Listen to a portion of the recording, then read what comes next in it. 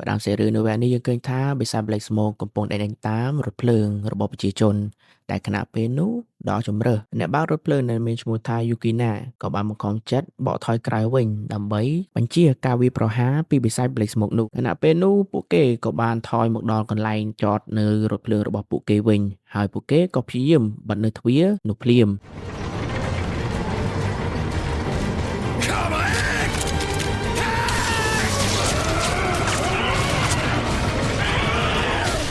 កាត់មកមើលអ៊ីកូម៉ាវិញគាត់បានស្វែងរកមើលមិនឃើញតែនាងពេលនេះគឺកំពុងតែជាប់នៅក្នុងក្រោមថ្មផងដែរហើយខណៈពេលនោះមូមេបានបន្ទោសខ្លួនឯងថាមកពីគាត់នឹងអនទើបអ្នកហេតុនេះហើយបានជាគាត់ជាប់នៅក្នុងនេះកាត់មកមើលអ្នកនៅក្នុងរថភ្លើងវិញពួកគេកំពុងតែពិភាក្សានិងរកវិធីសាស្ត្រដើម្បីចាក់ចេញពីទីនេះហើយពួកគេបាននិយាយថាពួកគេត្រូវតែចាក់ចេញពីទីនេះឲ្យទាល់តែបានបើទោះបីពួកគេត្រូវលះបង់អ៊ីកូម៉ានិងមូមេក៏ដោយខណៈពេលនោះមិត្តភ័ក្តិរបស់អ៊ីកូម៉ាដែលមានឈ្មោះថាតាគូមីបានប្រកែកតវ៉ាថាពួកយើងពិតជាត្រូវបោះបង់ពួកគេទាំងពីរមែនទេហើយពេលនោះក៏មានបរិមម្នាក់នោះបានចេញមកឆ្លើយថាត្រូវហើយយើងត្រូវតែបោះបង់ពួកគេចោលដោយសារតែនាងម្នាក់នោះហើយបានធ្វើឲ្យគម្រោងការរបស់យើងត្រូវបានខ្ទេចកាន់មកមើលអ៊ីកូម៉ាហើយនៅមូមីវិញម្ដងខណៈពេលនេះអ៊ីកូម៉ាកំពុងតែព្យាយាមជួយមូមីចេញពីដុំថ្មទាំងនោះហើយមួយមេបាននិយាយថាកុំខ្វល់ពីគាត់អីឆាប់ទៅឲ្យខ្ញុំស្លាប់នៅទីនេះទៅព្រោះអ្នកខ្សោយគឺតែងតែស្លាប់អញ្ចឹងហើយនៅពេលនោះអ៊ីកូម៉ាបានតបថាតើនាងនិយាយពីអ្វីតើអ្នកខ្សោយមិនអាចខ្លាចជាអ្នកខ្លាំងមែនដែរឬទេហើយមូមេនៅតែព្យាយាមនិយាយថាមិនបាច់ជួយគាត់ទេតើឲ្យគាត់ស្លាប់នៅទីនេះម្នាក់ឯងបានហើយខ្ញុំអាចរកវិធីចេញពីទីនេះបានដោយខ្លួនឯងមិនអាចលងមកជួយទេហើយមូមេនៅតែទន្ទិញថាគឺនាងមិនបានទុនខ្សោយទេនាងគឺជាអ្នកខ្លាំងហើយអ៊ីកូម៉ាបានតបទៅវិញថា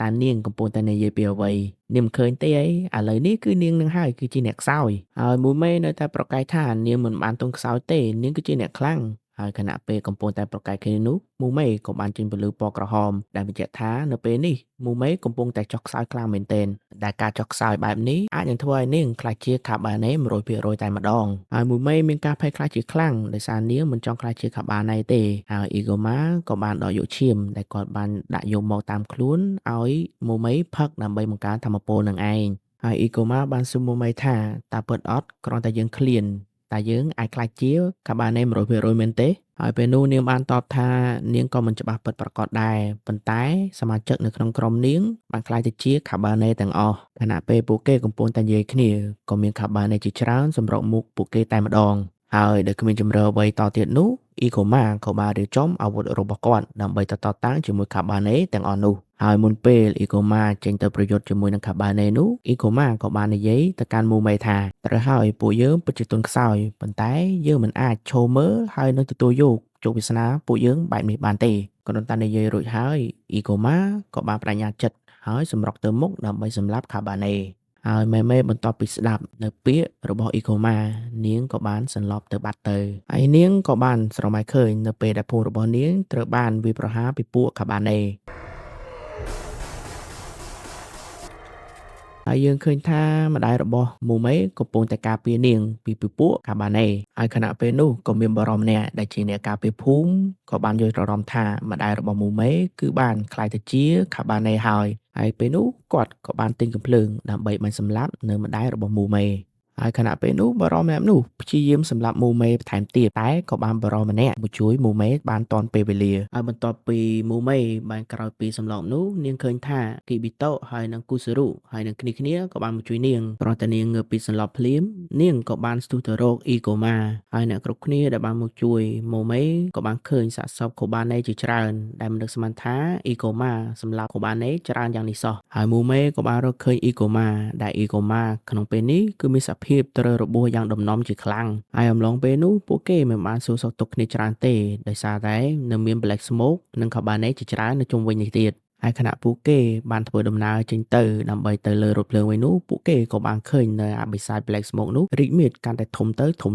បន្ទាប់មកពួកគេក៏បានឡើងលើរថភ្លើងបានសម្រេចហើយពួកគេឆ្ងល់ថាតើអាបិសាចនេះគឺជាអ្វីហើយបន្ទាប់មកមូមេក៏បានបកស្រាយថាអាបិសាច Black Smoke នេះគឺការចេញពី Cabane ដែលមានចិត្តលោភលន់ហើយដែលមានចិត្តលោភលន់នេះហើយ Cabane មួយនេះបានស្រូបយក Cabane ជាច្រើនឲ្យមកផ្គុំគ្នាคล้ายទៅជាបិសាច Black Smoke នេះឯងហើយពេលនោះគូស៊ូរុបានសួរទៅមូមេថាតើយើងអាចកម្ចាត់វាបានទេ ហើយពេលនោះស៊ូការីបាននិយាយថាយើងអាចសម្លាប់វាបានដោយសារយើងមានកំភ្លើងធំកណ្ដុងលេខ48នេះហើយដែលបំពាក់នៅលើរថភ្លើងនេះឯងបន្ទាប់មកអ៊ីកូម៉ាក៏បានទៅស្ទូចនៅដែកដែលបានបាំងផ្លូវរថភ្លើងរបស់ពួកគេចេញចំណែកឯនៅក្នុងរថភ្លើងនេះវិញពួកគេកំពុងតែពិភាក្សាតើធ្វើយ៉ាងម៉េចអាចសម្លាប់នៅ Black Smoke នេះបានហើយដើម្បីអាចសម្លាប់ Black Smoke នេះបានយើងត្រូវតែបាញ់ឲ្យចំឬក៏កំទេចបេះដូងរបស់វាហើយបេះដូងរបស់វាគឺជាខាបាណេមួយក្បាលដែលនៅក្នុងខ្លួនវានឹងឯងហើយ Kibito បាននិយាយថាអញ្ចឹងយើងត្រូវតែបាញ់វាជាមួយនឹងកណ្ដុង48ហើយមូមេបានតបទៅវិញថា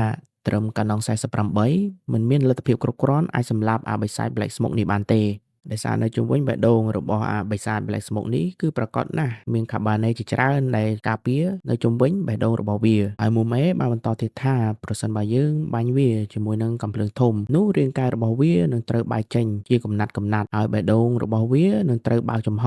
ហើយនៅពេលនោះហើយជាពេលដែលយើងត្រូវកម្ចាត់វាតែម្ដងហើយបន្ទាប់មកអ្នកនាងអាយ៉ាមេក៏បានប្រាប់ឲ្យមូមេសម្រាប់ចោះទុកកិច្ចការសម្រាប់ឲ្យបិសាច Black Smoke នោះទុកឲ្យពួកនាងជាអ្នកធ្វើតែមូមេបដិសេធមិនព្រមសម្រាប់ទេនាងចង់កម្ចាត់ឲ្យបិសាចនោះដោយផ្ទាល់ដៃរបស់នាងបន្ទាប់ពីពិភាក្សាកម្ចាត់បិសាច Black Smoke រួចមកមូមេក៏បានរត់ទៅសុំទោសក្មេងម្នាក់ដែលនាងបាននិយាយមិនល្អដាក់កាលពីលើកមុនខណៈពេលនោះរថភ្លើងក៏បានជិះដំណើរនិងដេញតាមដោយបិសាច Black Smokeហើយចំណែកនៅក្នុងរថភ្លើងនេះវិញពួកគេកំពុងតែញាប់ដៃញាប់ជើងដើម្បីតភ្ជាប់កំភ្លើងធំដើម្បីបាញ់ទៅលើអាបិសាច Black Smoke នោះហើយអ្នកដែលបាញ់នៅកំភ្លើងនេះគឺតាកូមីហើយបន្ទាប់ពីពួកគេរៀបចំកំភ្លើងធំរួចហើយពួកគេក៏បែរកណ្ដុងដើម្បីបាញ់ទៅលើអាបិសាច Black Smoke នោះដែលការបាញ់ដំបូងរបស់តាកូមីគឺមិនបានសម្រេចទេដោយសារតែគាត់បាញ់លឿនពេកជាហេតុធ្វើឲ្យបិសាច Black Smoke បានហក់មកតោងទៅនឹងរថភ្លើងហើយបន្ទាប់ពីខាបាណេជាច្រើនបានធាក់ទៅលើរថភ្លើងពួកគេគ្មានជំរឿទេក្រៅពីប្រយុទ្ធការពារប្រជាជននៅក្នុងរថភ្លើង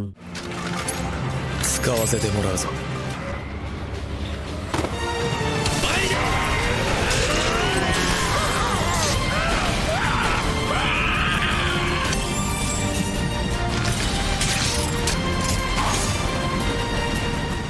ខណៈពេលនោះតាកូមីក៏បានមើលឃើញថាបិសាច Black Smoke កាន់តែខិតមុខជិតហើយ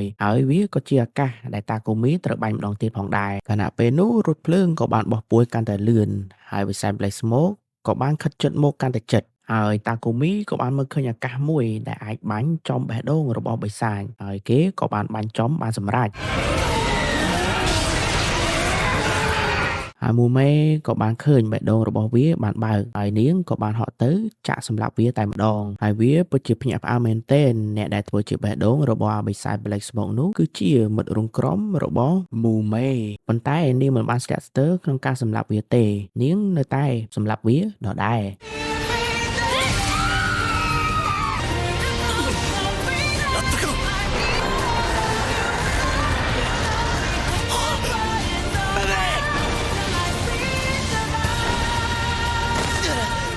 ហើយនៅពេលនោះដោយសារតែរថភ្លើងបានបើកលឿនពេកហើយដល់ផ្លូវកោងដែលធ្វើឲ្យរថភ្លើងបានផ្អៀងមួយចំហៀងខណៈពេលនោះអាយ៉ាមេក៏បានប្រាប់ឲ្យប្រជាជននិងគ្នារបស់គេឈរទៅមួយចំហៀងទៀតដើម្បីកុំឲ្យរថភ្លើងក្រឡាប់ទៅខាងមួយចំហៀងទៀតហើយនៅពេលនោះរថភ្លើងក៏បានមានលំនឹងនិងបានជិះធម្មតាឡើងវិញហើយបន្ទាប់មកពួកគេក៏បានចាក់ចេញពីទីនោះបានយ៉ាងសុវត្ថិភាពនិងហើយអ្នកទាំងអស់គ្នាសាច់រឿងវគ្គនេះគឺមានតែប៉ុណ្្នឹងទេហើយខ្ញុំសង្ឃឹមថាអ្នកទាំងអស់គ្នាចូលចិត្តកុំភ្លេចជួយចុច Subscribe ផងណាហើយខ្ញុំនឹងជួបអ្នកទាំងអស់គ្នានៅភាគក្រោយសូមអរគុណសូមជម្រាបលា